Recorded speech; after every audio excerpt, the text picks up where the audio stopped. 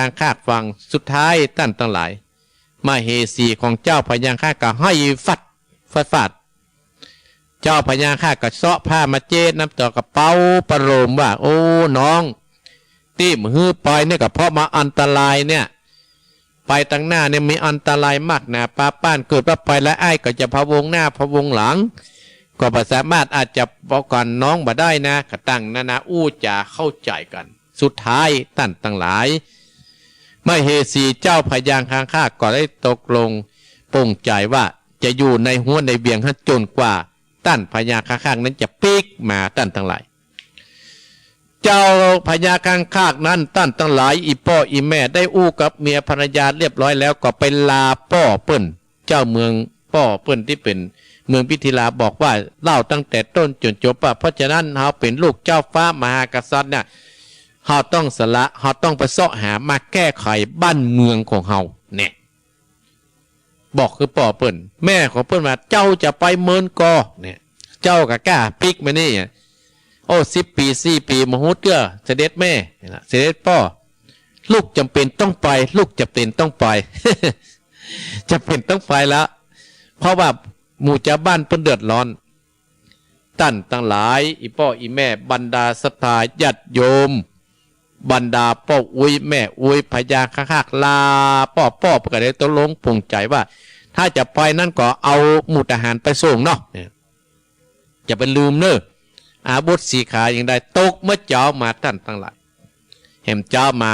ได้โอกาสพญาคาก็ได้ปาหมู่เสนาอามาตย์ทหารข้าพลทั้งหลายเสด็จออกจากเมืองมิถิราเพื่อจะไปเมืองบาดาลไปถามพ่อพญานาคราชว่าแห้งแล้งเพราะเหตุอะไรอย่างญาติโยมบรรดาพ่ออุ้ยแม่อุ้ยเจ้าพญาคาพร้อมด้วยหมู่เสนาอามาตย์ต่างๆเตวตาเตตางได้9 คืน 9 วันค่ำที่ไหนนอนที่หั่นเนี่ยเหมือนเฮาหูเนี่ยแต่เฮาเอาได้ทำมาอู้เนี่ยค่ำไหนนอนหั่นถ้าเป็นประเด็นนี้ต้องขี่รถโยนหนึ่งนักสถานเนาะอันนี้เตียวขี่จ้างพ่องขี่แม่พ่องเนี่ยค่ำไหนนอนหั่นสถานจงตังมากันยากเนี่ยเปิงพญาข้างเอาไปเหสีเปิ้นมาตามมากันยากขนาดสุดท้ายอีพ่ออีแม่บรรดาพ่ออุ้ยแม่อุ้ยพ่อออกแม่ออกได้9 วันก็ไปปะต้านน้ำตั้นทั้งหลายไปถึงต้านน้ำตั้นทั้งหลายด้วยบุญญะบารมีของเจ้าพญาข้างนั้นเพิ่นได้สร้างสะสมไว้จัดปางก่อนใดที่ภาษามาดหูได้เจ้าพญาข้างเจ้าขันธมาตกะนั้นก็นั่งคุกเข่าลงที่ต้านน้ำแม่น้ำสมุทรสาครที่หั่นแล้วก็อ้อนวอนหมู่เทวดาว่าโพนโตเทวดาสังคโยหมู่ต้านตาลายจงมาฟังตนข้าจะไปเมืองบาดาลคอท่านนับแป่งต่างหื้อพญาข้างอ้อนอารัธนาเรียบร้อยเทวบุตรเทวดาอยู่ใกล้ก็มาแป่งต่างหื้อกับเจ้าพญาข้างลงไปหาแม่น้ำมหาสมุทรปุเรต้านทั้งหลายญาติโยมบรรดาพ่ออุ้ยแม่อุ้ยพ่อออกแม่ออกโอ้ในเมืองบาดาลเปื้อน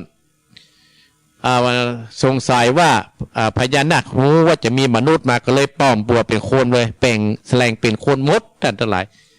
เจ้าพญาคาก็เตียวไปเตียวมาพร้อมหมู่ทหารโอ้หันบ้านเมืองเพื่ออุดมสมบูรณ์ท่านทั้งหลาย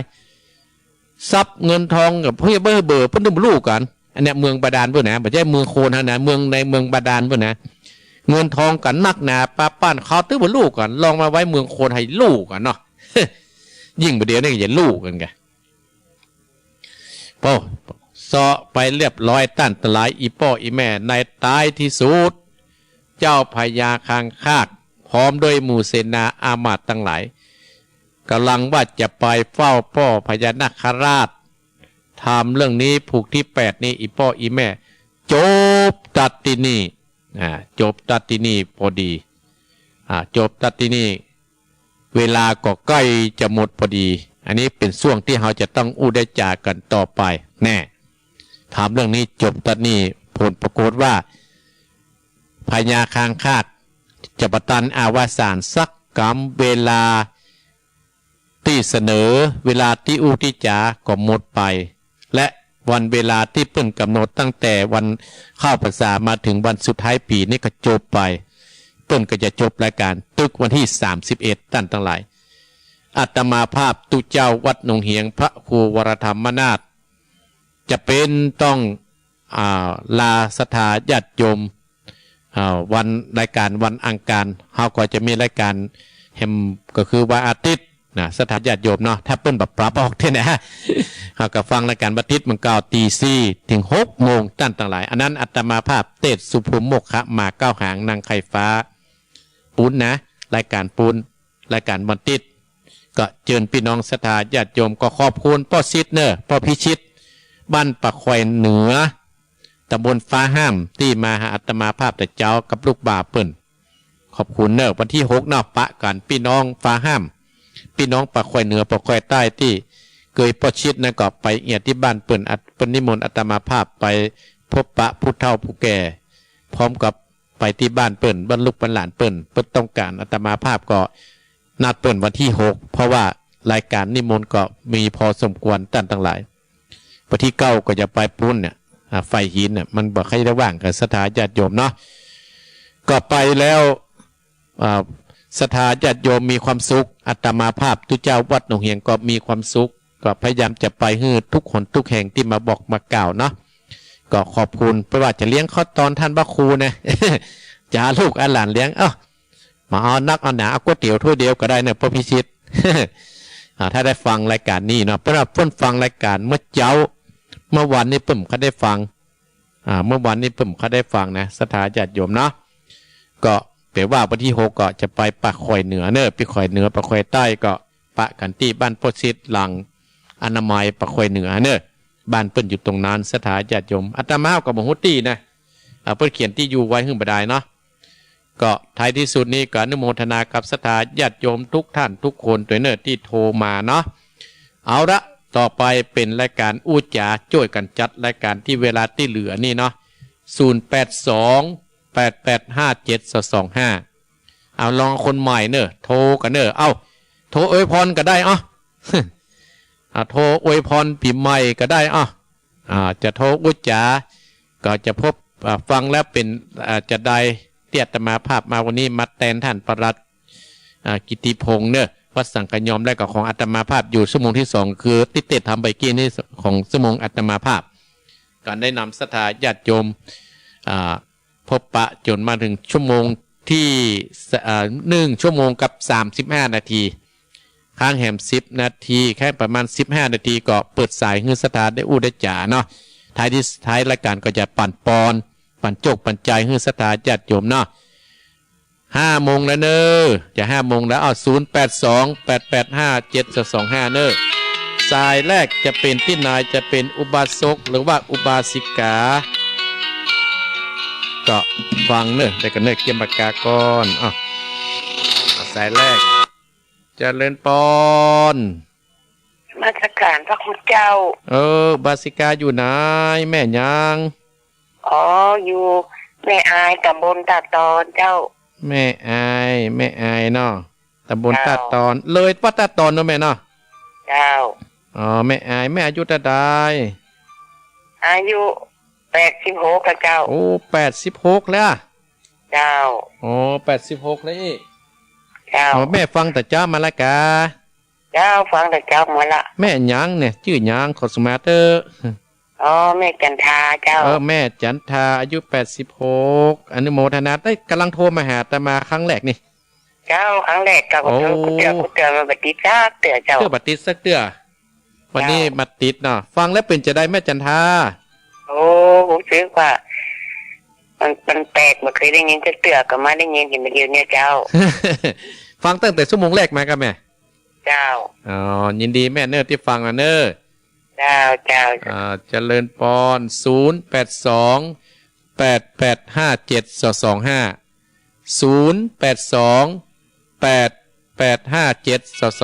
สายที่2ที่ไม่อายมาละเจริญปอน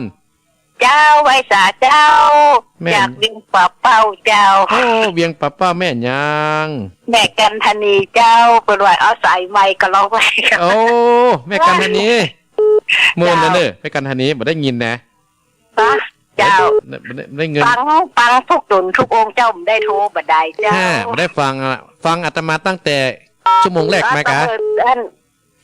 เปลี่ยนมาแล้วเจ้าไว้ผ่าจูนมนตัวอันตะเบิกแรกแล้วเจ้าฟังตลอดเจ้า โอ้ยินดีแม่กันทมีเนอร์ เจ้า บุญ ไว้ รัก ษาเจ้า บุญรักษา ดูวัดจอมพรเนี่ยเจ้าดูวัดบ่อนจอมพรดูลุงดอยอ่ะเจ้า โอ้ยินดีนะแม่เนอร์ เจ้าสาธุเจ้า เจริญปอนพี่น้องเบียงป่าเป้าแม่กันทำเมเบียงป่าเป้า0828857225อาศัยไม้เนื้อสถานศาสตร์ก้ามเอานะเจริญปอน จัดแม่แผลเจ้าเจ้าละครู แม่เหลวกะ เจ้าไปบ้านสวบมาแล้วก็มาเปิดฟังท่านพระครูออกพอดีเจ้า ยังมาเอิ้นแม่ตายฟังตัวพ่อไง เจ้า พวงเป้า บ้านสวบสีก้อยนี่ท่านพระครู บรรสบพุทธเผาหรือยัง คนพูกกันเจ้า มันผูกอยู่เนาะว่าแม่กำลังเปิดปะประเดี๋ยวนี้เนาะ เจ้า ยินดีแม่เหลวเนอพี่น้องจ เจ้าง ตอง แม่เจ้าท่านพระครูแต่เราไม่ได้ฟังอยู่เนาะ กันหน้ากะฟัง ถ้าฟังก็ได้ยินนะแม่เนอถ้าออกนาเนอ เจ้าสาธุเจ้า เจริญปอนหันเจริญปอน บ้านสาเจ้าท่าน ไม่อยู่ที่ไหน ไม่อยู่บ้านที่เจ้า บ้านแม่อยู่บ้านที่ลำปูนนะแม่เนาะ เจ้าบ้านที่เราพูดบ้านกูประลานเจ้า วัดกูปัลลานแม่กำลังโทรมาแต่มาครั้งแรกก้ากูปัลลาน เขาเป็นหลายเสือแล้วเจ้าตอนว่าเจ้าแต่ตอนบ่ายกำลังโทรอีกครั้งแรก ตอนบ่ายกำลังโทรครั้งแรกแม่ยัง แม่นอนเจ้า แม่พรฟังแล้วเป็นจะได้ อ๋อเจ้าสาระดีมากเจ้า แม่อยู่นี่อย่างห้านตัวนี้ แม่นั่งฟังเนี่ยจ้ะ โอ้นั่งฟังยินดีนะแม่เนอ เจ้าเจ้า ท่านกูเจริญปอนแม่พรเจริญปอน แม่สาเจ้าท่านครู อยู่ที่ไหน แม่สาวรักษ์จากชัยประการเจ้าโทรครั้งแรกเจ้า แม่สาวรักษ์โอ้โทรมาครั้งแรกแต่เนาะ เจ้า สาวรักษ์ฟังแล้วเป็นจะได้แม่ เข้าใจเจ้าม่วนดีเจ้า ม่วนดีนอนหน้าถ้าโทรตีใครได้ออกนะ หายจากไปไหน ยินดีนะแม่สาวรักษ์เนอะ แม่บ่เคยโทรมาแต่ฟังทุกวันเลยเจ้า โอ้ยินดี ตั้ แม่ งแต่ เนอะ ตู้ลุงยองมา โอ้กำลังโทรมาให้อาตมาเลย แม่ เนาะ อยู่บ้านนี่บ่เคยปิดวิทยุเลย โอ้แม่กับฟังแต่ชั่วโมงแรกได้กันทั้งเพื่อนโทรติ๊กๆเนาะ เจ้า แต่วันนี้กึศจะโทรฮะแม่สาวรักษ์กึศจะได้ ได้ยินท่านว่าจะไม่ได้ปะกัน เพิ่นนี่จะจัดใหม่นะแม่เนาะแต่วันดอยหมูนะ เจ้า ยิน ถ้า ดี มีโอกาสแม่จะโทรมาหาใหม่นะเจ้า ขอบคุณนะแม่เนอ เจ้าไปสาเจ้า เจริญปอนแม่สาวรักษ์ชัยประการโทรครั้งแรกแต่ฟังโทรมา0828857225โทรมาก็คือแม่อายอายุ86เนี่ยแล้วก็มีปุ้นมีแม่กันทำมีเวียงป่าเป้าเนี่ยแม่เหลวจอมตองกวงปาปั้นทิกูปรานแม่พรได้กับแม่สวนีพระชัยประการที่โทรมาตะกี้โทรมาตั้งหลายเวลายังเหลือแห่งประมาณ10 กว่านาที0828857225เหมือนกับเซ็กขึ้นไปนะตั้งหลายคนที่เก่าก็บ่ต้องโทรแล้วนะเปิ้นหูและแต่คนใหม่สถาญาติโยมใครได้ยินแล้วก็โทรมาเนอ0828857225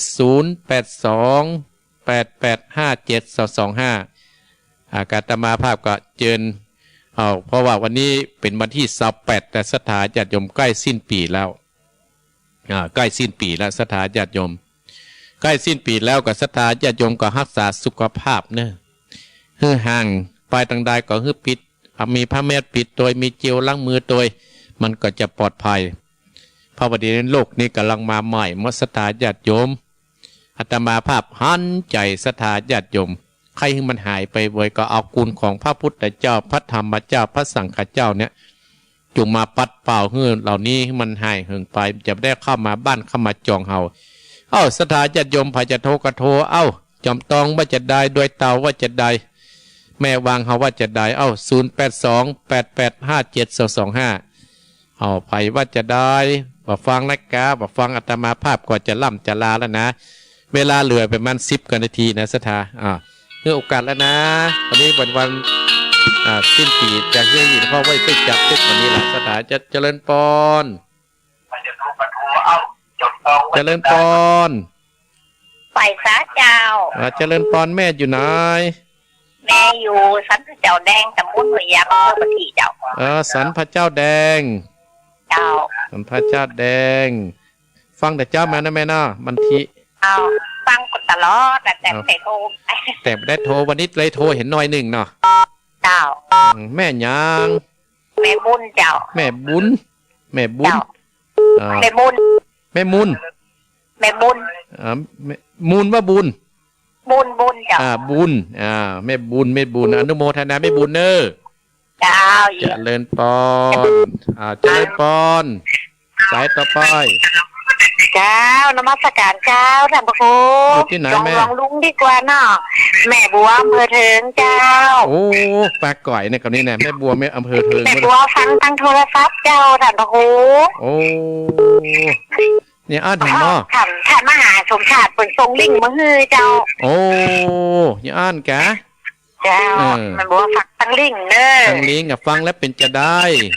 โอ้รู้สึกว่าสบายอกสบายใจเนาะเขาหันหน้ามาทางธรรมะธรรมโมนี่นะ ให้แม่บัวฟังปฏิติ๊กเนอ อ้าวอีแม่ก็ทำบุญทำอย่างตัวให้ท่านครัวพิบัติของมหาสมชาติของลุงย้องของเนี่ย ดีละดีละ ด้อยของ ดี จะ ละ พู แม่ ด เน ว่า อ จะส่งปันจันท้าเนี่ย อ๋อ ด้วยสถานีเป็นเนาะ ดีละเนอ อ้าววันนี้แต่ตอนนี้จะเป็นแม่สายบัวแล้วแต่คนที่ทำมันจะได้เหรอมันมีจื่อแม่คนที่มาทำไม่จื่อคนเมืองพานมันจื่อเหมือนกันเลยเจ้า ยินดีนะแม่บัวเนอแม่เจริญปอนนะแม่เนอ เจ้า เจริญปอนแม่บัวอำเภอเทิงคุณเนาะเจริญปอนฟังแต่โทรศัพท์กะเจริญปอนฟังแต่โทรศัพท์เอาใหม่เจริญปอนจะโหลได้ยินแล้ว นมัสการครับมีคณะสิทธาเรือง แม่นี่ก็ บ้านปนาสุชาติ โอ้ปนวยสุชาติ ปาแดงหลังมอ โอ้ปนวยสุชาติ แดงหลังมอปาแดงมหาวิหาร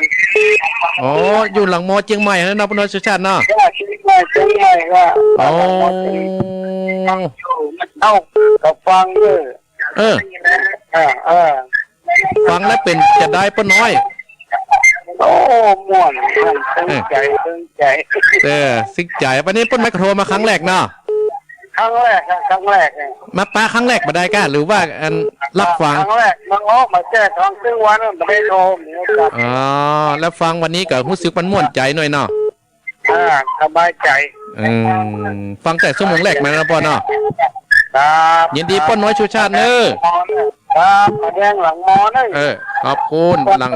มอป้นน้อยชูชาติหลังมอชอปัดแดงเจริญปอน ได้สาเจ้า อยู่ที่ไหน อยู่แม่คือได้สเกตเจ้า แม่คือพี่น้องแม่คือแม่เคยโทรมาก็โดยสะเก็ต เคยโทรกับเจ้าอาจารย์ อ๋อ ทำจับ ยินดีแม่คือเนอะ เจ้า พี่น้องไม่คืน แม่อภัยเลย แม่อัมพายขอบคุณนะแม่เนอะ เจริญพรแม่อัมพายแม่คือดอยสะเก็ดเจริญปอนจะหมดเวลาแล้วฮะ ติดแล้วเจ้าโอ้โหกว่าจะติดได้แม่จรุนเจ้า โอ้แม่จรูนมาแล้วแม่จรูน โอ้เดี๋ยวมาได้โทรหากันชาติหลายมัน แม่จรูนมาแล้ว วันที่เก้าเจอกันนะเจ้าที่ไทย แน่นอนแม่จรูนเชียงใหม่ยินดีแม่เนอะ ดูแลสุขภาพเถิดนะเจ้า ขอบคุณนิโมทนานะแม่เจริญเนอะ เจ้าสาธุเจ้า จะเลินปอนหั่นเชียงที่แม่จรูนเวลาก็หมดพอดีสตาญาติโยมเวลาหมดพอดีอาตมาภาพก็จะปิดใส่โทรศัพท์พอดีขอบคุณแม่ที่อยู่ที่สันพระเจ้าแดงบันทินะก็ขอบคุณนโมทนาแม่บุญเนี่ยแม่ที่อำเภอเทิงแม่บัวอำเภอเทิงป้าน้อยสุชาติหลังมอซอปัดแดงเนอะป้าน้อยสุชาติว่าโทรฟังกะวันนี้โทรตั้งใจม่วนดีโดยสเก็ตแม่คือแม่อัมพายเนอะแม่จรูน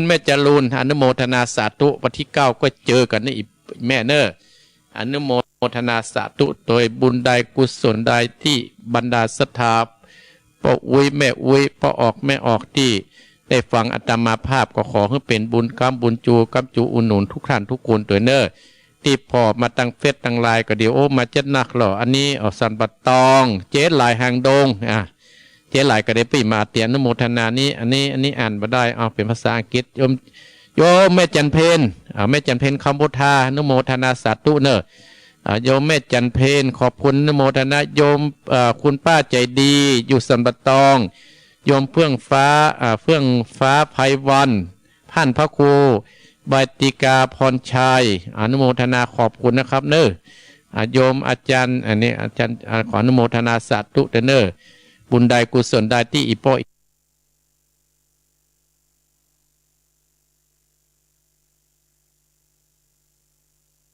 แม่ได้เข้ามาขอได้ขึ้นกำลังใจเก้ากับผมได้อัตมาภาพก็อนุโมทนาโดยหลวงพ่อหลวงลุงที่ไหนเนอที่ฟังนะครับเนาะ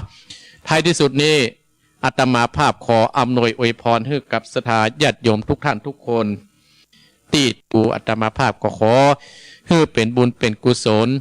อัดโดยอานิสงส์แห่งการเต็ดน้ำเต็ดธรรมและสวดพุทธคุณธรรมคุณสังฆคุณ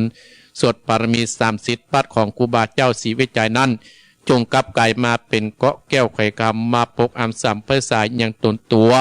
ของบรรดาพ่ออุ้ยแม่อุ้ยพ่อออกไม่ออกพี่น้องศรัทธาญาติโยมท่านผู้ฟังเฮาทุกท่านทุกคนขอให้มีความสุขความเจริญขอให้ท่านทั้งหลายขึ้นต้นปีใหม่ให้แต่มีแต่ความสุขความเจริญสิ่งอันที่มันบดิบดีก็ให้มันเสี่ยงไปปีนี้เนอวันพุธตั้งแต่วันนี้เป็นต้นไปก็ขอมีความสุขความเจริญกันคู่คนตั้งอกตั้งใจครับปอนเนอยัตถาวะดิวะหาปุราปดิปุเรนติสาคะลังเอวะเมวะอิโตจินังเปตานังอุปกัปปติอิจิตังปฏิตังตุมอังคีปะเมวัจมิจันตุสเปปุเรนตุสังกปาจันโตปนะดาโสยถาเอวังหุนตุดีระอัจจในวันนี้ก็หากเป็นวันดีทิฏฐิอันวิเศษเหตุว่าเป็นวันเดือน3แห่ง9ข้ามก็มาจุดมาตึงในตีกากระบัดนี้ก็ไม่มีศรัทธาท่านผู้ฟังจุผู้จุคนตั้งสถานีวิทยุและตมาภาพได้เต็ดน้ำเต็ดธรรมในภูนี้แล้วแม้นว่าท่านทั้งหลายจักได้ทำบุญอุทิศส่วนกุศลไปหายังบุงสาคณะญาติที่ถึงแก่กรรมมรณภาพไปสู่โรคปนาแม้นว่าหล่อนเจ้าเขามวลผู้นั้นได้วางจิตใจและอารมณ์อะไรยันตุมภัยตั้งสี่แม้นว่าไปสุดวิสัยไปบรอดบะเติงในตีกากระบัดนี้ตนตัวอัตมาภาพก็ขออัญเชิญเทวบุตรเทวดาตั้งหลายจงมาปะปะอะนโมทนาอาบุญกุศลนี้จงมาคำจุอุดหนุนยังต้านผู้ฟังจุผู้จุคนและเจ้าของสถานีจุผู้จุคนขอฮือด้านตั้งหลายปัตตจากอันเป็นต้นว่าเคาะปีเคาะเดือนเคาะวันเคาะมารับเมื่อตื่นเคาะเมื่อยืนเมื่อเตียวเคาะเมื่อเลี้ยวเมื่อพอเคาะเมื่ออู้เมื่อจาเคาะเมื่อคืนเมื่อวันเคาะเมื่อวันหาบ่ฮู้เคาะเมื่อคืนหาบ่หารก็จะได้มาก้าวไกลในชีวิตและครอบครัวของท่านตั้งหลายขอฮือด้านตั้งหลายนั้นจงมีจบปีจบเดือนจบวันจบย้ำอยู่กำจูพุทธศาสนาไปใจให้เป็นลมโพลมใสกับปลุกกับดานต่อไปกับวัดอยู่กับวัดกับวาเที่ยงแต่ดีกรรมบดีพุทธเจ้าตเตเตศนาวัดใจญะสิทธิทนังลาพังสติปักขยังสุขังปนโนจะโพกังอุติ